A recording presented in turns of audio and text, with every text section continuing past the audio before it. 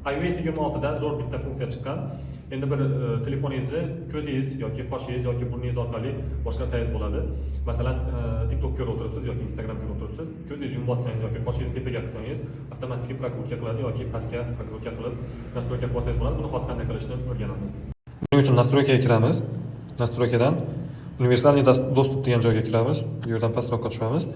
Ko'zingiz bilan ham boshqarsangiz bo'ladi. Bu ko'z bilan boshqarish uchun nastroykasini o'zingizlar ko'rib chiqsanglar bo'ladi. Bizga bosh orqali boshqarish kerak. Bu yerda buni yoqamiz.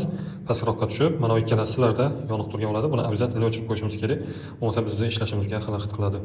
Bu yerda qoshing ko'tarish, og'iz ochish yoki kulish yoki tilni chiqarish yoki morgani, ya'ni ko'z yumib ochish, burningizni qimillatish, buni ham qanaqa qilib qimillatar ekan?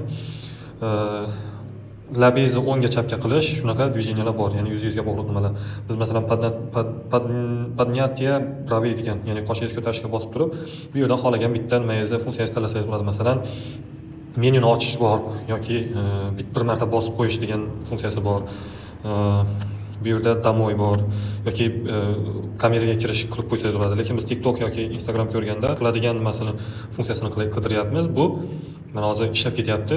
Bosib tursangiz, mana boshimda mana bu boshimni hozir mana ishlab ketyapti. Biz mana unga prokrutka meningizga bosib qo'yamiz mana. Buni bosib qo'ydik. Mana bu yurgan nuqta bor, meni boshimni harakatini, движениясini kuzatyapti-da bu. Prokrutka meningizga bosdik. Endi chiqib ketib masalan TikTokga kiramiz. TikTok'un sana en... Assalomu alaykum. Va Humoban'da Z Fold 5 modellarimizni ko'rsanglar bo'ladi. 200 ming. Ko'p ham kibrlanib ketdi. Yo'q.